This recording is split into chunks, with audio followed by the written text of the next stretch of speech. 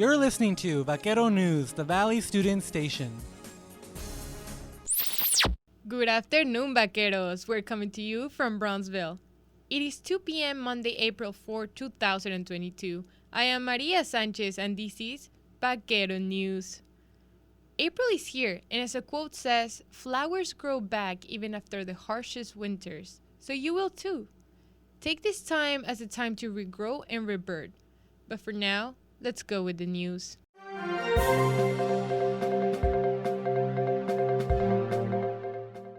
At top of the news, we have statement and releases from the White House. Today, Vice President Kamala Harris launches a $500 million grant program for public schools. According to the White House website, quote-unquote, the Biden-Harris Action Plan for building better school infrastructure to upgrade our public schools with modern, clean, energy-efficient facilities and transportation, delivering health and learning benefits to children and school communities, saving school districts money, and creating good union jobs. The administration has also taken steps into the supply chain disruption and price increase caused from the supply chain by enacting the bipartisan infrastructure law to, quote-unquote, bring our infrastructure to the 21st century, end quote. The plan is to create an infrastructure to connect key stakeholders in the supply chain. The quote-unquote result is a modern goods movement system that boosts American competitiveness and cuts families' costs.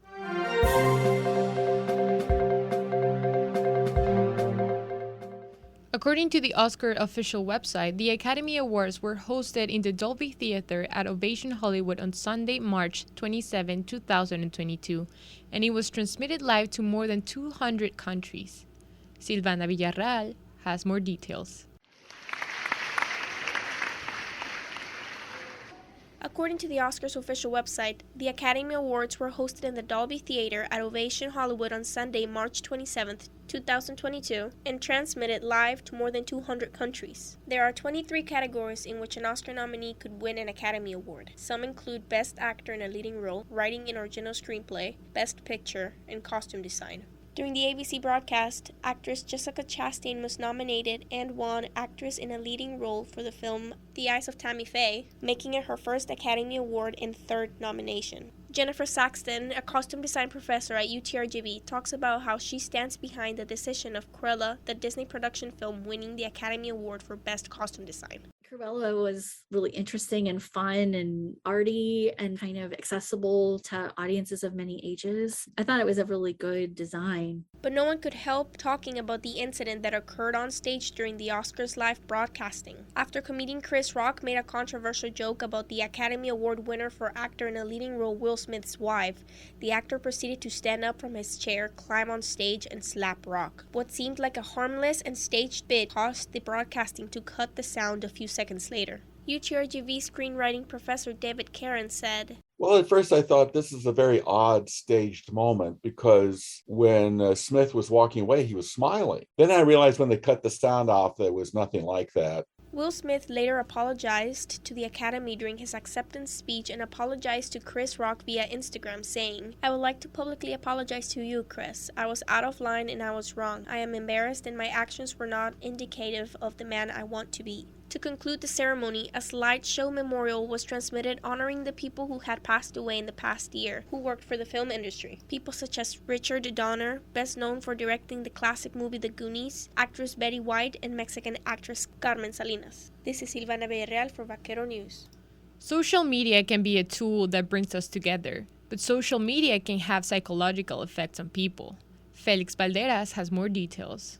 Psychology professors at UTRGV have researched the psychological effects of social media and how it challenges people's mental health. Associate Professor of Psychology Ruby Sharrock discusses that social media has both pros and cons.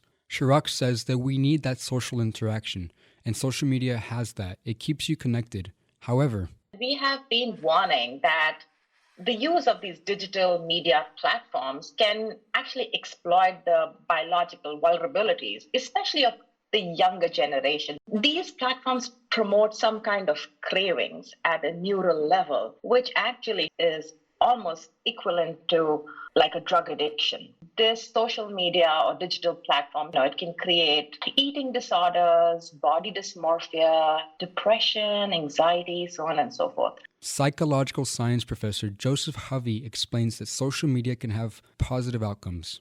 There's certain ways to connect to people in a positive way through social media. It's people you already know, people that you want to remain in contact with. However, social media can also have negative interactions. Hovey has specifically done research on cyberbullying and elaborates on that definition. Cyberbullying is aggression that is perpetrated through the use of electronic communication. Hospitality and Tourism Junior Dorothy Sapla shares her personal thoughts on how social media affects her. I feel like it can affect people in a good way and a bad way, but lately I'm finding myself going on social media without even realizing it, and I feel like it's kind of not healthy, at that point. Chirac says UTRGV offers counseling for anyone facing issues related to social media and encourages those people to see a clinical psychologist if they feel it is necessary. This is Felix Balderas with Vaquero Radio. McLean goes up and throws down a monster dunk. That fires up the UTRGV field house. And now time for Vaquero Sports.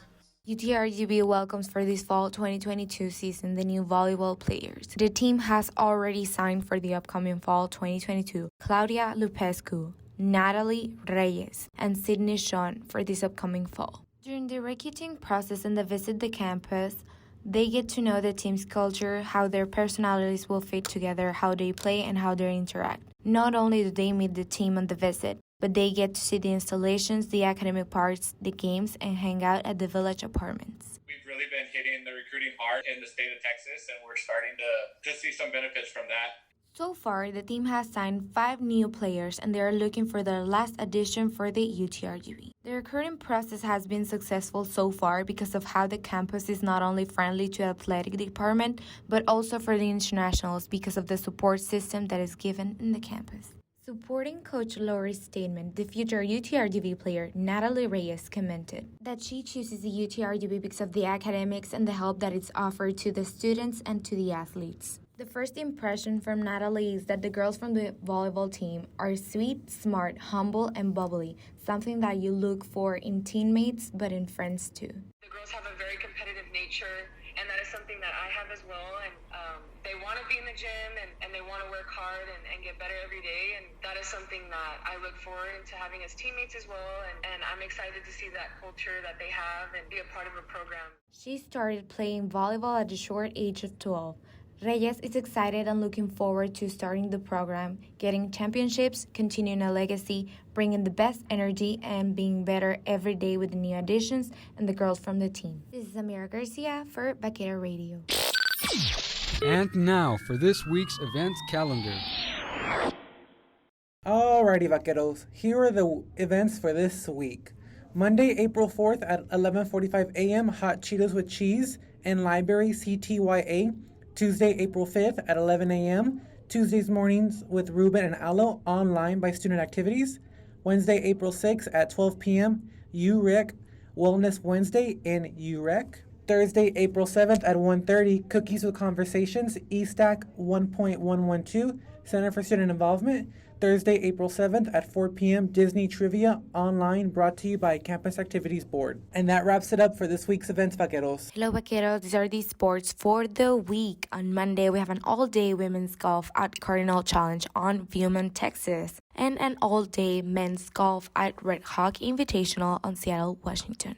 For Tuesday, we have an all-day women's golf at Cardinal Challenge on Viewman, Texas, an all-day men's golf at Red Hawk Invitational, Seattle, Washington. And at 6:30, we have a baseball at Texas on Austin, Texas. On Wednesday, we are all clear. Thursday, we are all clear. And for Friday, we have an all-day women's track and field at UIW Invitational on San Antonio, Texas, an all-day men's track and field at UIW Invitational, San Antonio, Texas. At 12:30, we have a men's tennis versus Seattle U on the Western Athletic Conference Class Lancaster on Abilene, Texas. At 7 p.m., we have the baseball versus Stephen Austin on Edinburgh, Texas. And for Saturday, we have an all-day women's track and field at UIW Invitational San Antonio, Texas, and men's track and field UIW Invitational San Antonio, Texas. And at 12:30, we have a men's tennis at Grand Canyon at Abilene, Texas. At 6 p.m., we have a baseball versus Stephen Austin at Edinburgh, Texas. And for Sunday, we have a 12 p.m. baseball versus Stephen Austin on Edinburgh, Texas. And at 5 p.m., we have a men's tennis at Texas A&M College Station. And that's all for the week, vaqueros.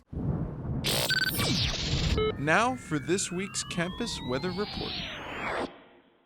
Alrighty, vaqueros, let's see what the weather has in store for us this week. In Brownsville today, it is currently 87 degrees today and partly cloudy with a low of 72 tonight. On Tuesday, the high will be 92 with partly cloudy skies and a low of 69 at night. On Wednesday, the high will be 102 with partly cloudy skies and a low of 66 at night. On Thursday, the high will be 79 with wind gusts up to 30 miles per hour and a low of that night of 61. Friday, the high will be 80 with clear sunny skies and a low of that night of 57. That's it for Brownsville weather, vaqueros. Now let's see what's in store for Edinburgh.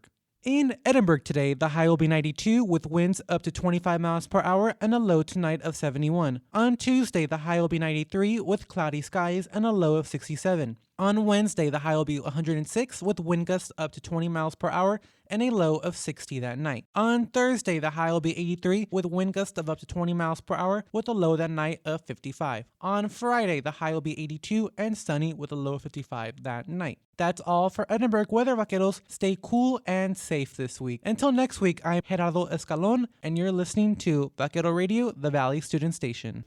And now for Cameron and Hidalgo County COVID updates.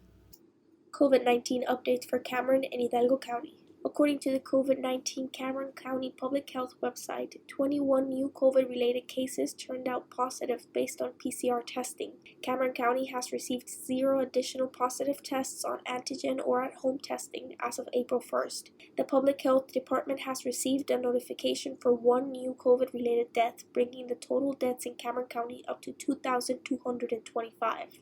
Cameron County vaccination efforts continue according to their website. As of today, 86.6% of the population 5 years and older in Cameron County is fully vaccinated, and 99.99% has received at least 1 dose.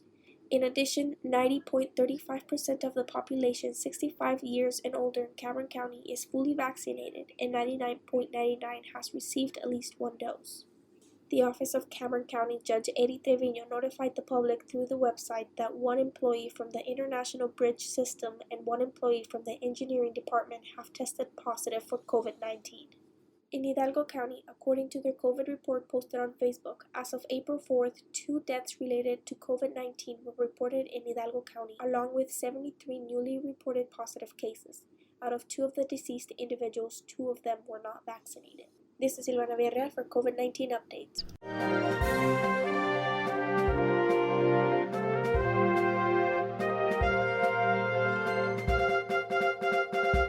And that's it for today's newscast. If you have any story ideas, send us an email to radio@utrgv.edu. Listen to Vaquero Radio wherever you are. Download the Radio FX app on your smartphone through the Apple App Store or the Google Play Store. Search Vaquero Radio and add us to your favorites. You can listen to music, chatting during DJ hours, and much more.